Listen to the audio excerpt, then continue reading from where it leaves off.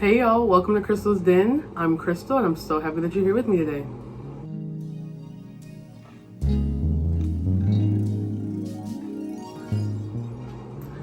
Alrighty, so first of all, thank you to like the 111 as of this video today people who subscribe to my channel so far. Whether you're a friend, family member, or someone I don't know, I appreciate you subscribing, and I'm so excited to just share you all my garden journey and maybe teach you a couple things and yeah, just see what happens along the way. So yeah, thank you again. And if you haven't yet, check out my intro and my compost video. It's a two-parter. If you missed the second part, I put it down the link below, and the other two videos I put as well. Check them out, and also remember to comment, like, subscribe, and share. Okay, I wanted to do this second video about, and basically just talk about like how to start a garden, tips for starting a garden. I kind of came up with 8 little tips that I think are really important and will help you in things. A lot of them are like things that I didn't quite think about when I had first started, and so I just kind of wanted to share that so that you kind of get a plan going. So just a little bit about how I started. I mentioned to you all about how I started composting, and that I had grew my really great pumpkins. And I grew up like around gardens, my mom garden, my grandma garden. I even helped them a little bit. I definitely wish I would have helped them more, but it's okay. After I had grew those pumpkins, I felt really encouraged and pumped going into the next garden season. Simultaneously, I also had a really great friend, shout out to Emma, who introduced me to houseplants, and also had been gardening, and so she she kind of gave me a lot of great tips and mentorship along the way. So again, shout out to her. So when it came to March, COVID struck, and I had also lost my job, and it was a really fishy and weird situation, and though it was a very toxic environment at the time, it still was oh, I fucking lost a job. Needless to say, I was very angry, very sad, upset. I struggled with depression, anxiety. I was going through all of those because there was just so many different things kind of happening. For me, the garden was a coping mechanism. I was just really distraught from all the bullshit happening in my life, and so I kind of just put all my energy and focus into the garden, which is why I was able to cultivate so many seeds and just make it as big as it was. It was a very healing space for me, and a way for me to obsess over something, but in a good way. I was seeing things in real time grow and turn into something beautiful, from start to finish. And it just kind of was a way for me to I guess see the situation in my life, I'm feeling a lot of pain right now, but I'm turning that pain into something very beautiful and something that is that's growing and producing in front of my eyes. So yeah, while I'm I definitely overdid it, but it really did save me and my mental health and just my sanity last year. So yeah, gardening. But there were definitely a lot of mistakes that I made that if I had thought about it, it definitely could have been mitigated, or I could have saved energy or time, or even saved some plants, things like that. I have about 8 tips that I think are going to be very important as you go into the garden season. The first one is definitely going to be assessing your space. So do you live in an apartment? Do you live in a house? Do you have area in your yard that you can use for a garden? Think about the space you're using, because that is definitely going to be a huge determining factor on how much you can grow, what type of crops you can grow, and also the success that you will have. So the second point leads me to choosing the spot. So you've assessed, okay, how much space do I have?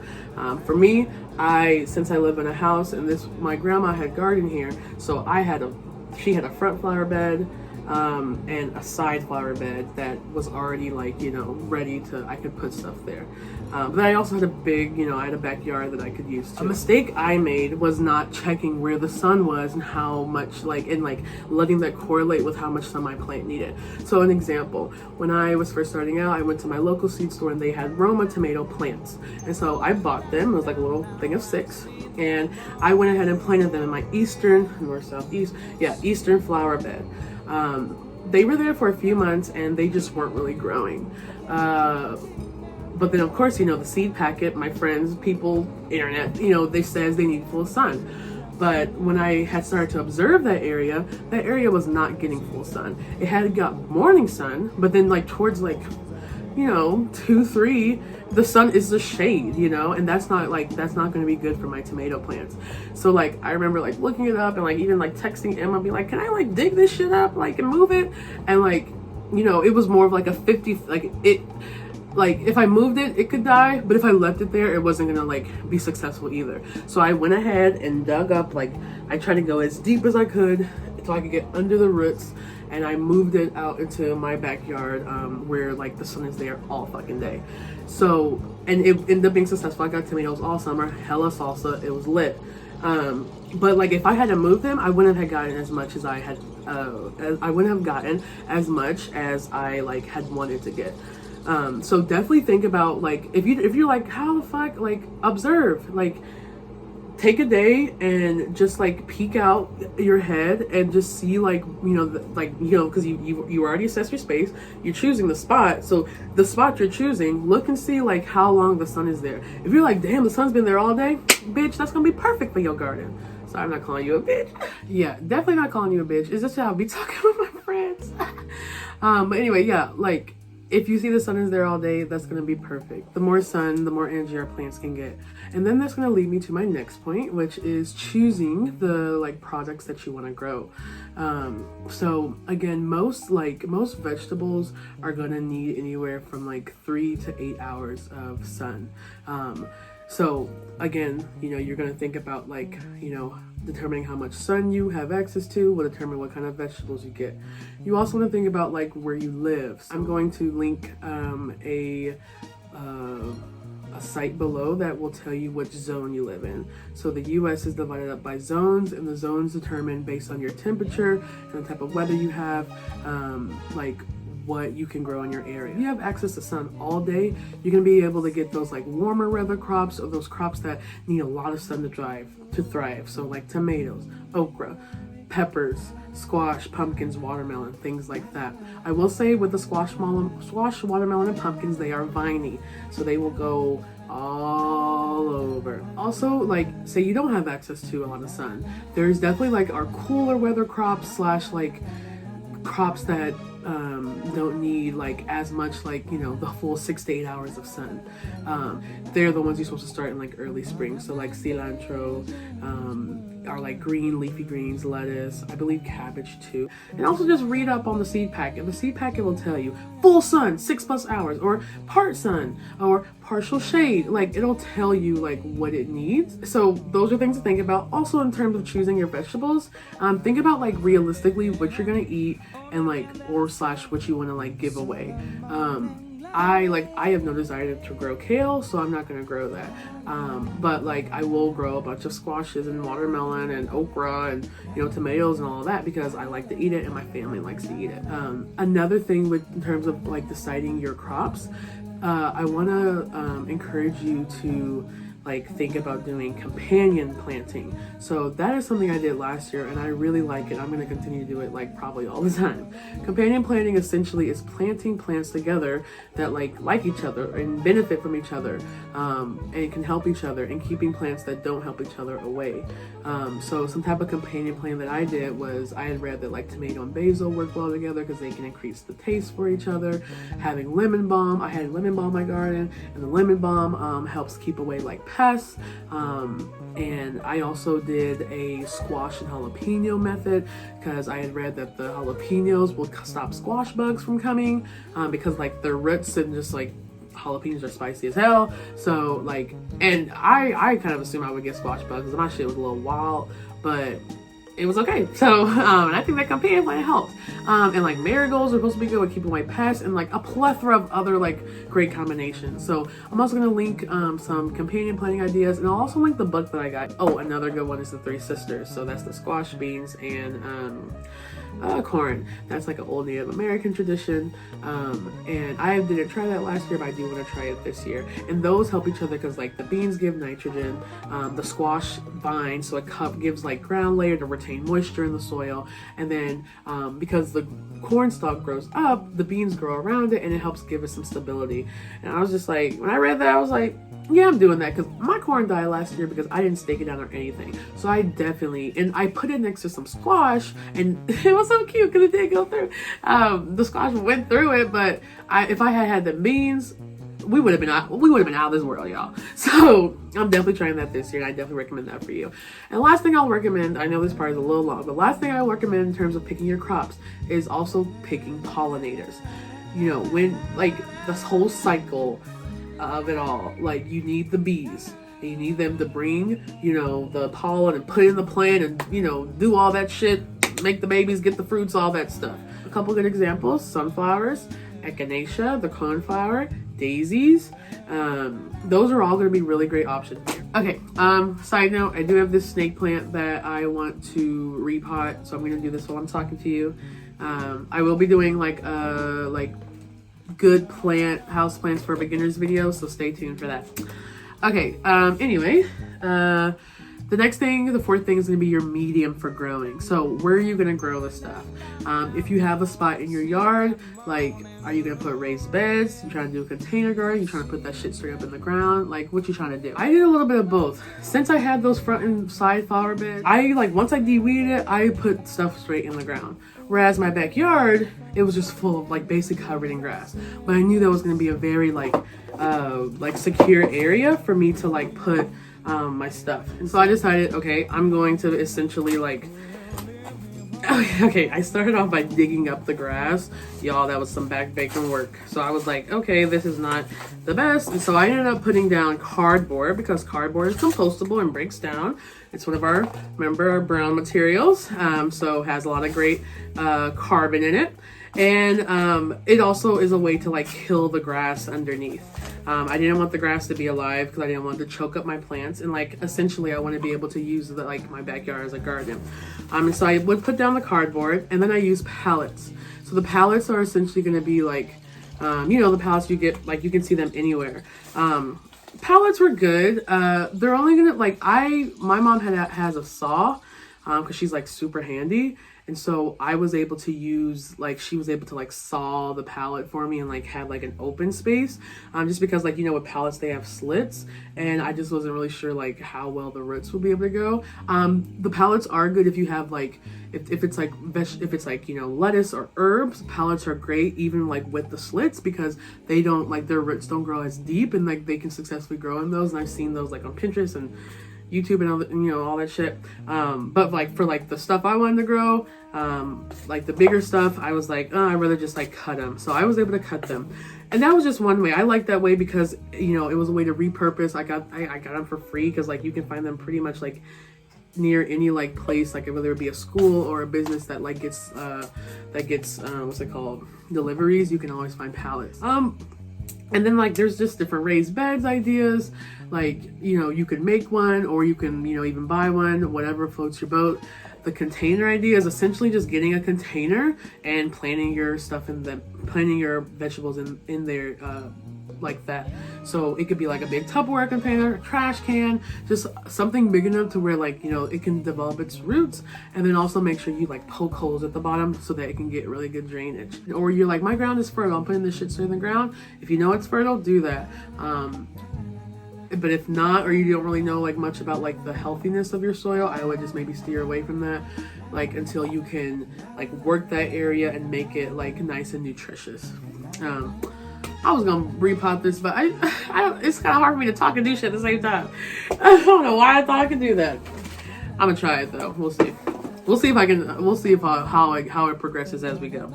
Oh shit! I need to have some other stuff. So, and then that leads me into my next point, which is getting the soil. So it's important to understand that like you can't just be using any old type of soil when you like when you're doing your garden stuff. So like the soil that you're gonna use to start your seeds will often be different than the soil that you'll use to like put in the raised beds.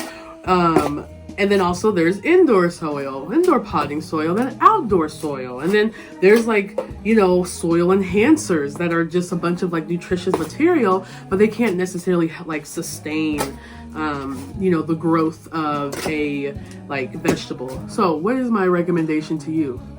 Ask. If you can go to a nursery or a seed place, please try that first. Just because like the people there, they are going to be like people who are actually doing the shit, farming, gardening, they have the knowledge, etc. And like they're also only going to be selling like, you know, soil that they believe in, that they trust, and that they use.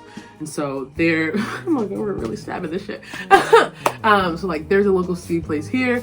I went there. They have these like big ass bags. The soil is called Bacto. It's 50 pounds and they were like $11. And I remember just buying a shit ton of those. And also, this guy on Facebook, like he was also selling soil, and I bought some soil from him. So like, yeah. And I bought it from him because like he was like a farmer and like he had grown with it and it was fine. So like go to like the place and just like ask the local nursery and seed people like, hey, what's some good soil? If you don't have access to a nursery seed store, you just have to like go to like Walmart or Lowe's or Home Depot. Even go to Lowe's or Home Depot, you know, they do have like a big garden section. Ask the folks there, and just like check the options, you know, read it, read the bags, and so that you know you're grabbing the right material. And like a couple of really great like things to look out for when you're like reading about like the soil is like how well it retains moisture. You're gonna, especially on those hot days, you live in a hot place in the summer, honey, that sun will dry up your soil. So get you some soil that has good moisture retention, so that you're, you know, one, maybe not having to water all day, and two, your plants aren't drying out. But you also want to make sure it has good drainage, you know, like you don't want the water to just sit there, like that's not gonna be good. You want it to be able to like go down in the roots so it can get nice and go drink that shit up. So and if you have compost is always good to add to your garden. Add it. And you can buy compost at the place, but if you got your own compost, add that shit right now. Well, not right now, but you know what I mean. The sixth thing I want to talk about is some realistic things, like our budget and time commitment. Be realistic with yourself. Like, how much money can you put to this? How much time can you commit to this? You know, at the time, like last year when I had bought a lot of soil. My biggest expense was the soil, since I had been repurposing stuff. Shovels and stuff weren't that expensive, but having to buy so much soil because my garden was so big, that definitely was a huge expense. And my garden, again, it was so big, I was not in the right headspace at the time, you know, because like as I shared the shit I was going through, so like I was just like more, I gotta be distracted so I don't think about the shit, you know. But it ended up like kind of being a little like, it was like a lot at times, like, and like a little overburdening, and like there were definitely like plants and crops that I couldn't give as much time and attention and love to as I wish I had. So like be realistic with yourself. Like, think about how much money you want to commit. Like, think about how much time you have, and let that guide you. If you need to start off small, that is fine. That is good. That's perfect. You know, if you like, no, I got the time. I'm about to go up in this bitch. Again, just be realistic with yourself and don't overburden yourself. All right. The seventh one is just like the materials needed. So I would say, like, again, thinking about what, like, if you're doing container, get your containers, or if you're doing beds, get your beds, and then of course shovels, gloves, knee pads, or like one of those like cushions. And then the final thing I'm gonna say is have fun, beloved. Like, have fun. It's gonna be great. Don't give up. Like, you will have failures. Shit will fuck up. Shit may not grow, and shit may die. It's okay. It's okay. Like, it's okay. You know? Stay the course. Have fun with it. Don't give up. Like, this is like a fun time, a learning time. Like, one thing about gardening is like you're gonna be doing so much like learning as you go. You know, even you could read as much as you want, but like the things will still like mess up. You know, nature will still have its way.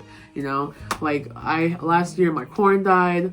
My cabbages didn't do so well.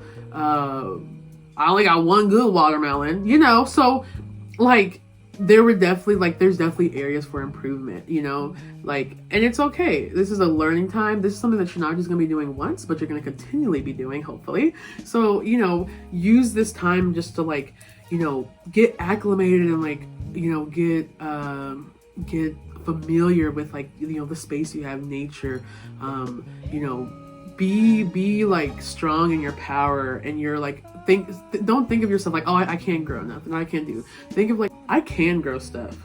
I am able to cultivate seeds. I am able to cultivate plants. I am able to have a garden, and you know, I can encourage and create an environment for beautiful crops to grow. So, you know, stay strong. Like, you know, keep everything, the 8 things I said in mind. I'm gonna put them up on the screen for you now. And like, just like do the damn thing, have fun. Alrighty, so those are my 8 tips for like how to start a garden. I hope that those were helpful and kind of give you like a nice little like, you know, starting point or idea for like, you know, what you can do and how you can start your garden this year too. If you have any other tips or suggestions, please put them in the comments below. I want to hear them too. And so I know other people do as well. Yeah, so as y'all saw, I didn't even I was gonna do it, but I didn't. The talking got over, but it's okay. So thank you for watching. I hope you enjoyed. Remember to comment, like, subscribe, and share. This has been Crystal's Den. I can't wait to grow, explore, and do the damn thing with you next time. Say bye!